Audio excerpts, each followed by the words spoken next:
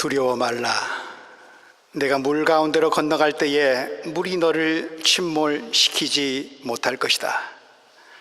내가 불 속을 걸어갈지라도 불꽃이 너를 태우지 못할 것이다. 나는 주 너의 하나님이다. 너의 구원자다. 오늘의 말씀이 무엇보다 삶의 어떤 문제로 인해서든지 지금 염려와 불안, 낙심과 두려움 가운데 있는 교우분들에게 위로와 소망을 주시기를 기원합니다. 하나님은 이사야 예언자를 통해서 이스라엘 백성들에게 이대로 가면 망한다, 거듭거듭 경고와 심판의 메시지를 전해 주셨습니다. 그럼에도 불구하고 회개치 않고 가던 길을 돌이켜 하나님께로 돌아오지 않은 이스라엘, 예루살렘 성전은 무너지고 마을은 불탔고 보금자리 집도 화려하던 성전도 다 폐헛더미가 되고 말았습니다. 약탈당했습니다. 유린당했습니다. 부모 형제가 처참하게 죽었고 남은 자들은 포로가 되어 바벨론으로 끌려갑니다. 불순종과 반역의 대가를 톡톡히 치른 것이죠. 예언자는 이 모든 정황을, 역사적 상황을 진단합니다. 오늘 본문 바로 앞절 말씀 42장 24절 25절 말씀, 여러분들 받으신 프린트물 주보 오른쪽 면에 있습니다. 야곱이 노략을 당하게 버려둔 네가 누구였으며 이스라엘을 약탈자에게 넘겨준 이가 누구였느냐? 바로 주님 아니시냐? 우리가 주님께 죄를 지었다. 백성이 주님의 길로 걸으려 하지 않았으며 그의 법을 순종하려 하지 않았으므로 주님께서 불타는 진노와 참혹한 전화를 이스라엘 위에 쏟으셨다. 예언자의 역사 진단입니다. 그럼에도 불구하고 이스라엘 백성들의 반응은 어떠합니까? 25절 말씀, 사방에서 불이 야곱을 덮었으나 이것이 무슨 일인지 알지 못하였고 불이 그를 태웠으나 아무것도 깨닫지 못하였다. 깨달음 없는 백성. 역사는 또다시 되풀이 되어야 하는 것일까요? 하나님은 안타까워하십니다. 깨닫지 못하는 것은 물론이려니와 심지어 하나님에 대해 의심을 품기까지 합니다. 하나님? 그 믿어봐야 별거 없네. 전능하신 분이라면 우리가 이렇게까지 망하게 내버려 두겠느냐? 또 혹자는 이런 의심도 합니다. 아니, 그분은 센 분이신데 우리를 버린 거야. 한때 아브라함 때, 우리 선조들 때에는 이뻐해 주시다가 지금은 미워서 버린 거야.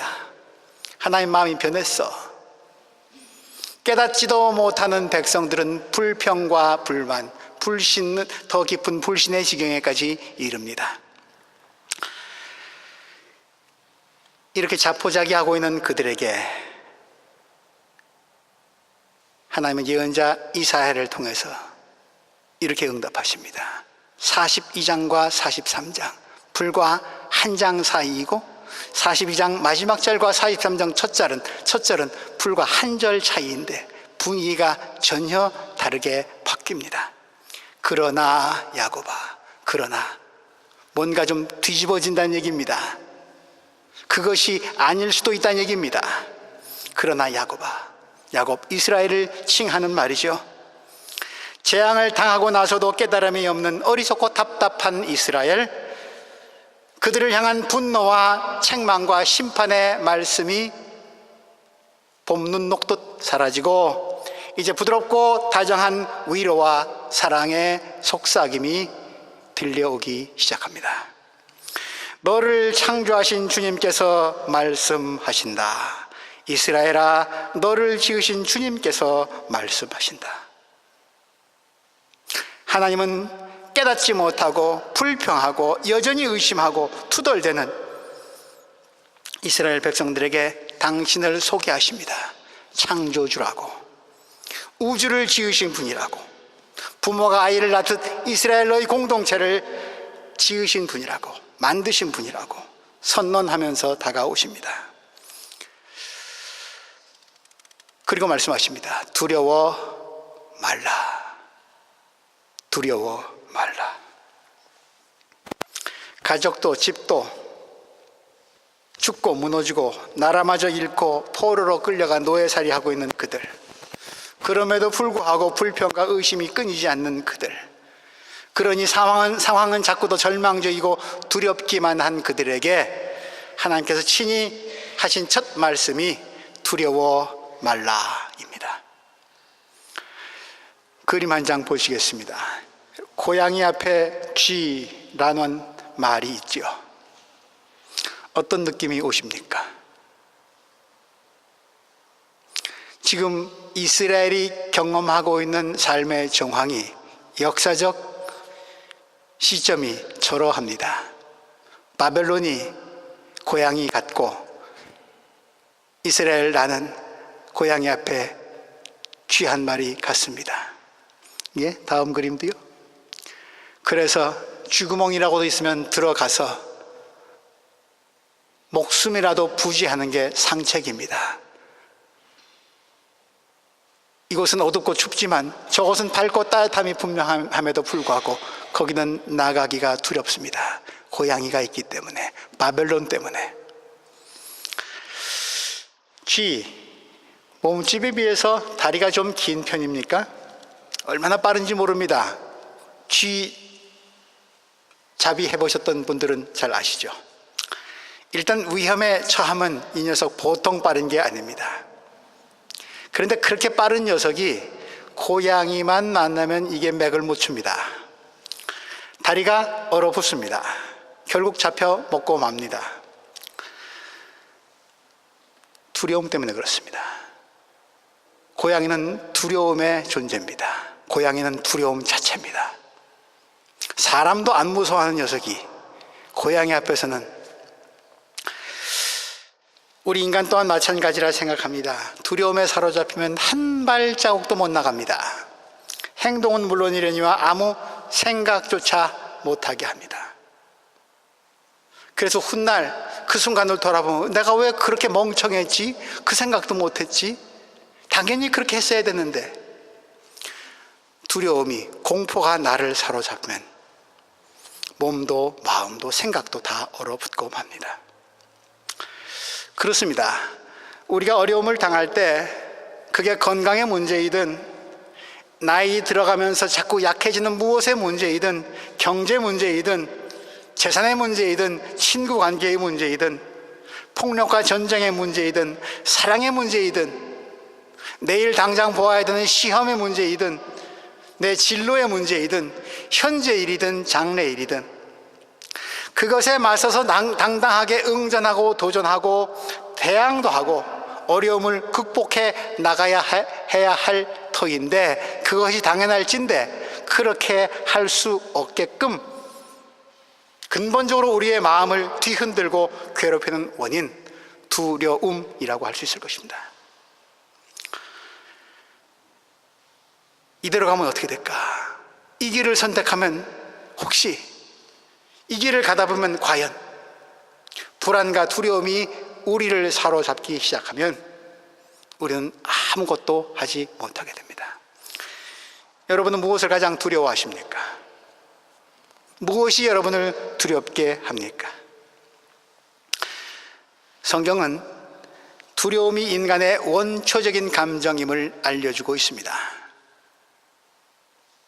창세기 3장 2장 9절 말씀, 주 하나님이 그 남자를 부르며 물으셨다. 네가 어디 여러분들 받으신 주보 오른쪽 면에 있습니다.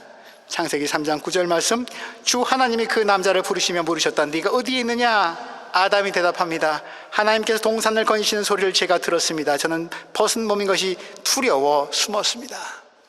하나님과 참 친하게 잘 지내는데 에덴 동산에서 하나님과의 관계가 틀어지고 나니까 가장 먼저 생긴 감정이 무엇이냐?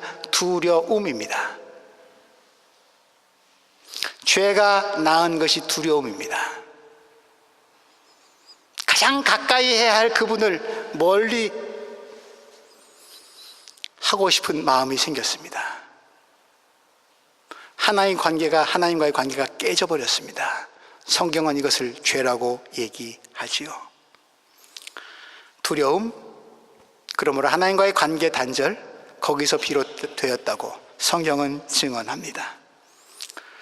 두려움, 성경에서 가장 많이 기록된 단어 중에 하나입니다. 학자에 따라서는 이런 얘기까지 합니다. 먼브란트라고 하는 하나님의 선교 사역을 감당했던 참 저항 선교사가 있습니다. 옥중에 갇혀서 말씀을 읽습니다. 그도 두려웠죠. 무서웠죠. 날마다 성경을 읽으면서 자신의 심정을 대변하고 있는 단어에 유독 눈길이 들어옵니다. 두렵다라는 말이 곧잘 등장합니다. 창세기 2장부터 시작해 3장부터 시작해서. 그래서 그는 두려움이라는 단어에 밑줄을 긋기 시작했습니다. 몇 개나 나오는가 봤더니 365개가 나왔더랍니다. 글쎄요, 그가 찾은 두려움이라는 단어가 어떤 어근을 가지고 찾았는지 확인할 길은 없습니다만, 그러해서 그는 깨달았답니다. 날마다 우리가 극복해야 할 것이 두려움이라고. 제가 찾아본 성경 사전에 의하면 두려움이라는 어근을 가진 단어 적어도 500차례 이상이 등장합니다. 545회, 560여 회, 그 넘어서도 나옵니다. 불안과 두려움과 연관된 단어까지 하게 되면 그보다 훨씬 많은 숫자가 되겠지요. 500여 개라 칠지라도 성경이 1189장이라고 하는데 거의 2장에 한 번씩 두렵다는 말이 등장합니다. 인간들의 삶의 실존과 떠날 수가 없는 단어, 두려움입니다. 그래서 성경은 그 두려움으로부터 벗어나기를, 극복하기를, 이기기를 하나님은 인간들에게 권고하시면서 문제가 부딪힐 때마다 두려움을 넘어서라고, 두려워 말라고 우리를 격려하십니다. 여호수아도 그러한 하나님의 말씀을 들었죠. 선배 모세 지도자가 사라진 뒤에 큰 책임 맡았는데 이 일을 과연 잘 해낼 수 있을까? 두렵습니다. 그때 하나님이 말씀하십니다. 여호수아 1장 9절, 내가 너에게 굳세고 용감하라고 명하지 않았느냐? 너는 두려워하거나 낙담하지 말아라. 네가 어디로 가든지 너의 주 나 하나님이 함께 있겠다. 굉장히 많은 분들이 좋아하는 성경 구절입니다. 특별히 시험을 치르기 직전에 이 구절들 수험생들에게 많이 들려주는 구절이지요. 두려워 말라. 시험 앞에서 공포에 질리기 쉬우니까 마음을 강하고 담대하라. 내가 너와 함께 있겠다. 이사야서 41장 10절 말씀, 오늘 개회기도 때도 제가 읽었던 말씀입니다. 두려워 말라. 내가 너와 함께 함이니라. 내가 너를 내 승리의 오른팔로 붙들어 주겠다. 하나님의 일꾼이 담대하지 않으면, 두려움을 넘어서지 않으면 하나님의 사명 감당할 수 없기 때문이겠죠. 예수 그리스도와 관련된 이야기도 두려움과 뗄래야 뗄 수 없습니다. 주님이 오시던 날, 첫 번째 크리스마스, 누가복음 2장 10절에는 예수님이 태어나시는 날 하늘에서 천군 천사가 이렇게 목동들에게 이야기합니다. 천사가 그들에게 말했다. 두려워하지 말아라. 나는 온 백성에게 큰 기쁨이 될 소식을 너희에게 전하여 준다. 예수 그리스도의 부활, 인간에게 아담 때부터 원초적으로 도사리고 있었던 그 두려움, 그 두려움을 지배하고 있는 악의 세력들, 사탄의 무리들, 그들을 깨뜨리려고, 그들을 이길 수 있는 능력이 하늘로부터 공급되고 있다고 선언하시는 평화의 소식 아니겠습니까? 예수 그리스도의 마지막 장면, 지상에서의 마지막 장면, 죽음을 이기시고 부활하신 다음에 천사가 여인들에게 나타나서 이렇게 증언합니다. 마태복음 28장 5절 말씀, 천사가 여인들에게 말하였다. 두려워 말라. 나는 너희가 십자가에 달리신 예수를 찾는 줄 안다. 부활, 예수 그리스도의 죽음을 이기시고 다시 살아나신 부활 사건은 두려움이 이제는 끝났다. 새로운 시대가 열렸다. 두려움의 끝, 죽음, 그것이 정복되었다. 생명의 찬가가 울려 퍼지기 시작한다. 두려워 말라. 예수 그리스도의 오심과 부활, 인간의 두려움을 넘어서라고 하는 하나님의 복된 소식입니다. 그런 뜻에서 오늘 하나님은 두려움에 사로잡힌 이스라엘 백성들에게 말합니다. 내가 너를 창조했다. 너를 지었다. 창조하심, 만드심, 지으심, 나는 주님으로부터 비롯된 존재라는 것이죠. 오늘 우리 시편 139편으로 시편 기도를 함께 드렸습니다. 13절 말씀, 특히 주님께서 내 장기를 창조하시고 내 모태에서 나를 짜마 주셨다. 15절 말씀, 은밀한 곳에서 나를 지으셨고 땅속 깊은 곳 같은 저 모태에서 나를 조립하셨으니 내 뼈 하나하나도 주님 앞에서는 숨길 수 없습니다. 그래서 우리는 환우들 찾아갔을 때, 또 어려운 수술을 앞두고 있는 교우들과 함께, 또 병마가 나를 사로잡아서 굉장히 나를 힘들게 할 때 주님께 매달리면서 이 시편 139편을 인용하기도 합니다. 주님이 내 뼈 하나하나 다 조직하시지 않으셨습니까? 저 깊은 곳까지 주님은 아시지 않습니까? 주님 손대어 주십시오. 회복시켜 주십시오. 고쳐 주십시오. 내 존재를 지으신 분이기에 그렇게 매달린 것 아니겠습니까?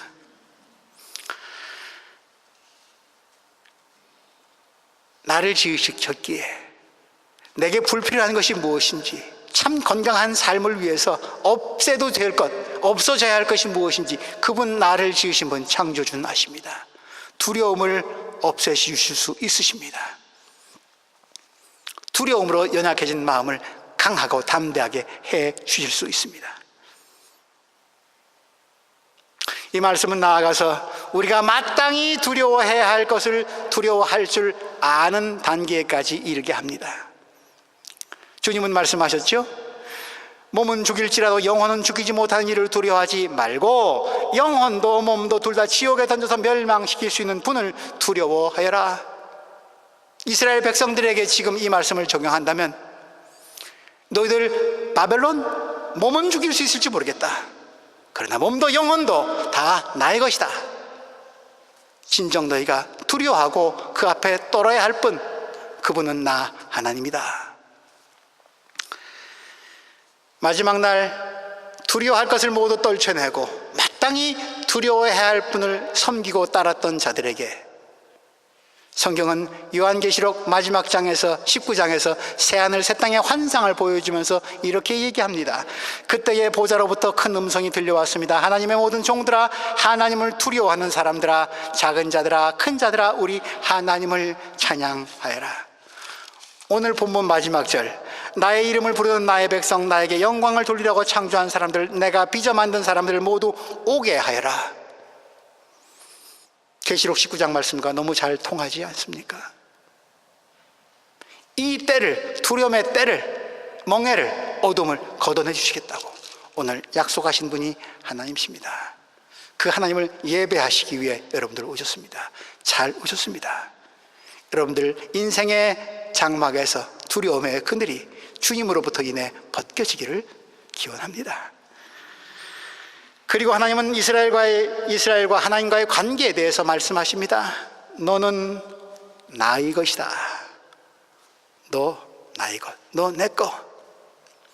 흔히 연인 사이에 이런 말 하지요. 넌 내 거야.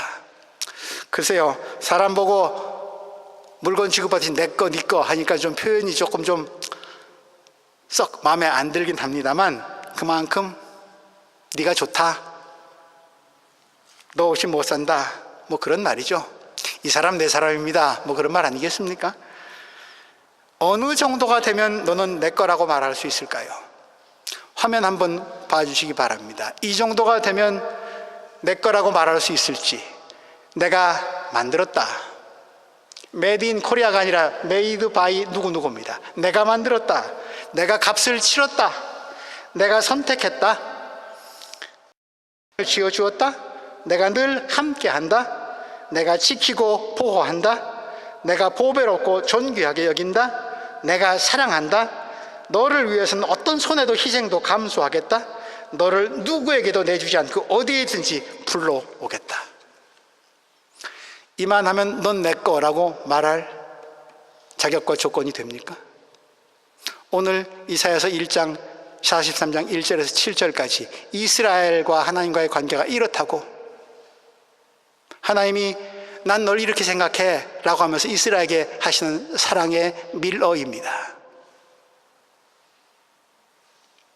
인간관계 속에서도 이 정도 10가지가 충족되는 관계라면 정말 다시 태어나도 사랑하지 아니하고는 못 베길 관계이겠죠. 두려움에 사로잡혀 있는 이스라엘, 아니 우리를 향하신 하나님의 사랑의 내용이 이렇습니다. 세상 살면서 누군가를 이렇게 한 10가지 조건이 충족될 만하게 사랑할 수 있는 사람 한 사람만 만나도 그 사람이 내 곁에 있어도 참 행복한 인생 되지 않겠습니까? 넌 내 거야. 이런 말을 누가 하느냐에 따라 기분 굉장히 나쁘게 들릴 수도 있습니다. 그러나 이 말을 나를 지으신 그분께서 나를 향해서 하신다면 상황은 좀 달라질 것 같습니다. 이렇게 너는 내 것이라고 얘기하시면서 내가 너를 지명해서 불렀다고, 이스라엘 내가 너의 이름을 불러줬다고 얘기하십니다. 아담에게 맡기신 첫 작업이었습니다. 에덴 동산에서 아담이 하는 일은 모든 생명체에게, 살아있는 것들에게 이름을 지어 붙이는 일이었습니다. 사슴이라고 하면 그것이 사슴이 됩니다. 꽃이라고 하면 그것이 꽃이 됩니다. 하늘이라고 하면 그것이 하늘이 됩니다. 모든 우주 삼라 만상에게 이름을 지어 붙이는 일, 그것에 적합한 자격을 부여해 주는 일, 생명사역입니다. 이름에 걸맞는 삶, 아담은 그 삶을 살았습니다. 이름을 지어주기까지 했습니다. 생명을 살리는 사람이었습니다. 그런데 그가 하나님과의 관계가 깨어진 후, 두려움이 그의 마음을 사로잡은 후, 에덴 동산의 모든 것들은 시들어가기 시작합니다. 죽어가기 시작합니다. 망가지기 시작합니다. 이스라엘의 역사가 그러했죠. 살려냈는데 다시 시들시들 죽어가고 말라 비틀어져 갑니다. 그러면서도 원인이 어디 있는지 모릅니다. 하나님이 다시 부르십니다. 이름을 지니 부르십니다. 장명하십니다. 이름 지어 부르십니다. 생명사역을 시작하십니다. 이름 지어 지명하여 불렀나니 너는 나의 것이다. 나의 이름을 다시 불러주신 그분. 김춘수란 시인은 이런 시를 쓰셨죠. 누군가 나의 이름을 불러주었을 때 나는 그에게로 가서 꽃이 되었다, 의미가 되었다. 직책 말고 나의 이름. 여러분들 개인의 이름이 불려진 적이 언제입니까? 뒤에 누구누구님 말고 그냥 이름. 아마 어릴 때일 겁니다. 그땐 참 사랑 많이 받고 사랑하는 마음도 참 컸던 때 아닙니까? 세상 살면서 두려움이 우리 속을 많이 사로잡으니까 우린 남의 이름을 부르는 일도 많이 잊어먹은 것 같습니다. 하나님 우리를 다시 부르십니다. 성호야. 오늘 하나님 여러분들 친히 개인의 이름을 불러주신 음성을 들으실 수 있길 바랍니다. 그리고 말씀하십니다. 내가 물 가운데로 건너갈 때 내가 너와 함께하고 내가 강을 건널 때 물이 너를 침몰시키지 못할 것이다. 내가 불 속을 걸어가도 그을리지 않을 것이며 불꽃이 너를 태우지 못할 것이다. 자동차를 갖고 계신 분들은 그런 경험을 해보셨을 것입니다. 요즘은 세차 기술이 좋아져서 차를 몰고 세차하는 그 세차장에 가면 운전자가 차 안에 가만히 있어도 자동으로 차가 그 세차하는 기계 속으로 들어가서 잘 닦여서 반짝반짝해서 나옵니다. 그런데 제가 그 자동 세차장을 처음 사용했을 때의 기억은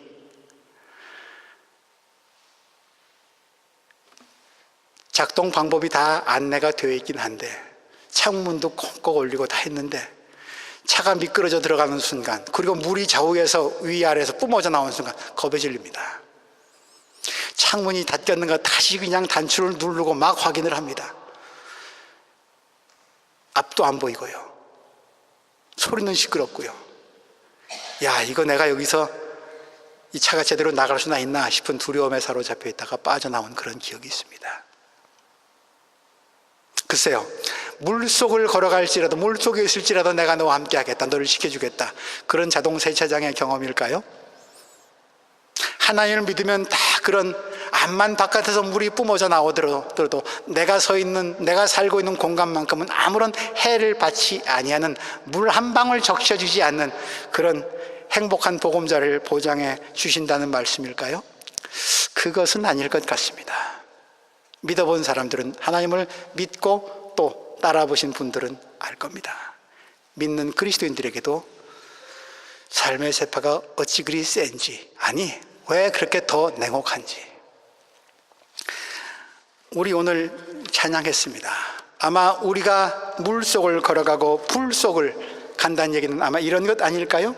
내 마음이 낙심되며 근심에 눌릴 때, 희망이 사라지고 친구 날 버릴 때, 번민이 가득 차고 눈물이 흐를 때, 간 길 캄캄할 때, 싸움이 맹렬할 때, 환난이 닥쳐와서 어려움 당할 때, 두려워 떨 때, 괴로움 많을 때, 이게 우리를 둘러싸고 있는, 우리를 잡아먹듯이 달려오는 물과 불 아니겠습니까? 그럴 때 우리 찬양했습니다. 주께서 함께하며 내 짐을 지시네, 승리의 왕이 되신 주 음성 들리네, 주님의 능력 입어 원수를 이기네, 그 은혜가 내게 족하네, 그 은혜가 내게 족하네. 이 괴로운 세상 지날 때, 물과 불 속을 지나가지만 그래도 그 은혜가 족하네. 옷이 젖을지라도 생명이 상하지 않습니다. 그을릴 수 있을지는 모르겠으나 내 영혼은 불에 타지 않습니다.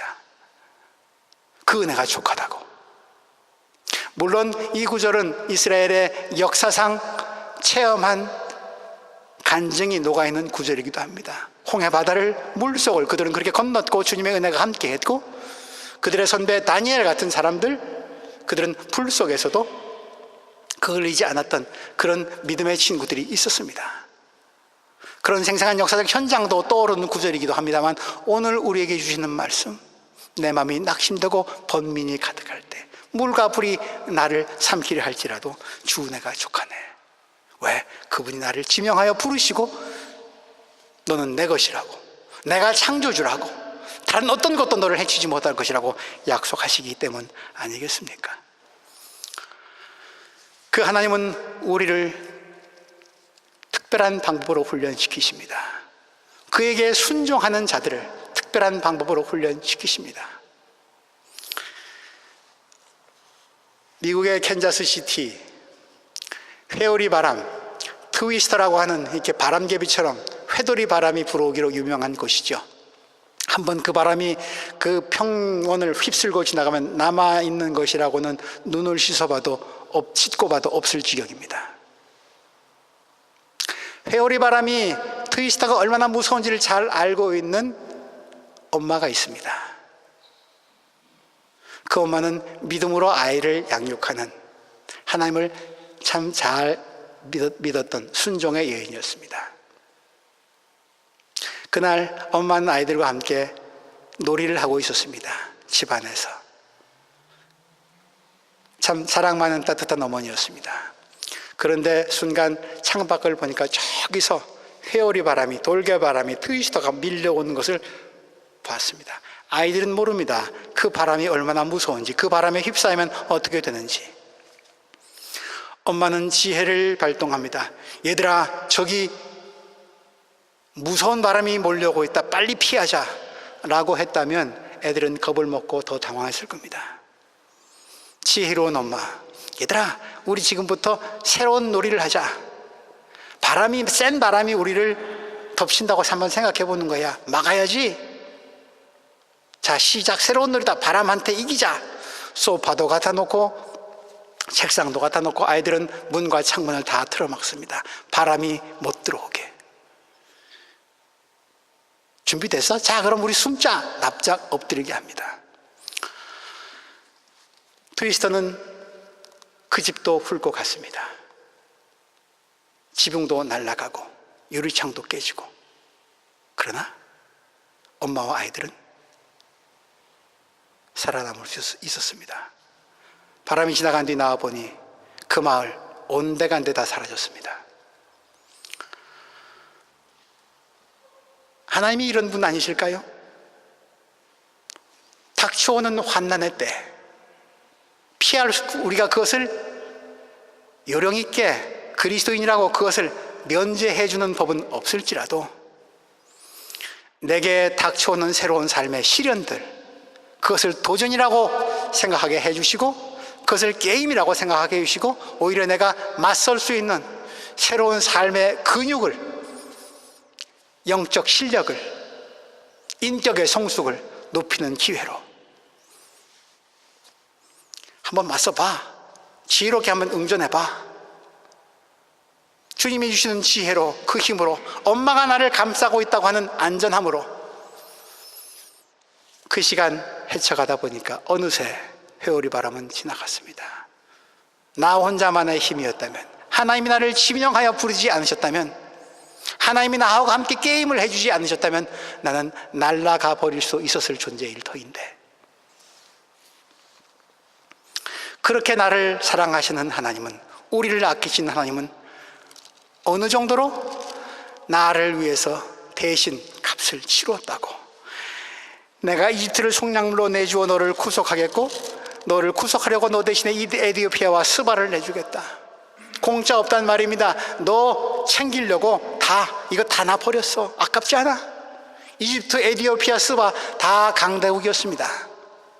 그거 내주고 이스라엘 너를 샀다는 얘기입니다. 나같이 볼품없는 인간을 비싼 값 주고 사셨다는 얘기죠. 우린 누굽니까? 예수 그리스도의 보혈의 피로 살림받은 사람들 아닙니까? 그분은 당신의 아들을 몸값으로, 죄를 사하는 값으로 속량물로 내주시고 나를 살리셨습니다. 이스라엘뿐 아니라 나 또한 하나님의 속량물입니다. 내가 너를 보배롭게 존귀하게 여겨 너를 사랑하였으므로 너를 대신하여 다른 사람을 내주고 너의 생명을 대신하여. 예수 그리스도의 사건 바로 이것 아닙니까? 주님도 당신의 사역을 그렇게 증언하셨습니다. 마가복음 10장 45절, 인자는 섬김으로 받으러 온 것이 아니라 섬기러 왔고 많은 사람을 구원하기 위해 치를 몸값으로 자기 목숨을 내주러 왔다. 여러분들은, 우리 모두는 그런 존재입니다. 삶의 어떤 상황에 처해 계십니까? 어떤 회오리 바람이 오고 있습니까? 아니, 우리가 모르는 더 많은 회오리 바람이 있을 것입니다. 우리 곁에 지혜로운 어머니가 계십니까? 하나님이 우리의 이름을 부르십니다. 너는 나의 것이라고. 나와 함께 지내자고. 인생 해볼 만한 게임이라고. 태풍도 오겠지만 맞설 수 있다고. 네가 더 튼튼하게 자랄 수 있을 것이라고. 너는 나의 것이다. Du bist mein. 하나님께서 우리 삶의 순간순간마다 우리의 이름을 친히 부르고 계십니다. 낙심될 때, 어려울 때, 많이 약해지셨을 때, 특별히 두려울 때 하나님 이름 부르십시오. 찾으십시오. 응답하실 겁니다. 그리고 하나님께로 나아갈 뿐 아니라, 나뿐 아니라, 내가 나아갈 뿐 아니라 구원받아 마땅한 내 사랑하는 가족들, 이웃들, 그들마저도 하나님께로 안내해서 하나님 나라의 비전을 이 전쟁과 폭력에, 기아와 파괴에 시달리면서 새하늘 새 땅을 그리워하는 굶주린 이웃들에게 하나님 나라의 복된 소식 전하는 주님의 백성 되시기를 주님의 이름으로 기원합니다. 하나님, 너는 내 것이라. 오늘 그렇게 친히 말씀하여 주심에 감사를 드립니다. 우리 자격 없지만 주님의 소유된 바 백성임을 다시 자각하고 은혜로 살아가는 사람답게 우리 또한 더 많이 인내하고 사랑하면서 섬기고 베풀면서 살아갈 수 있도록 도와주옵소서. 사랑하는 우리 교우들, 저들을 흔드는 것이 물이든 불이든 하나님 함께하여 주셔서 견딜 만한 것 되게 하시고 오히려 더 성숙하게 되는 복된 계기 되게 하여 주옵소서. 예수님 이름으로 기도합니다.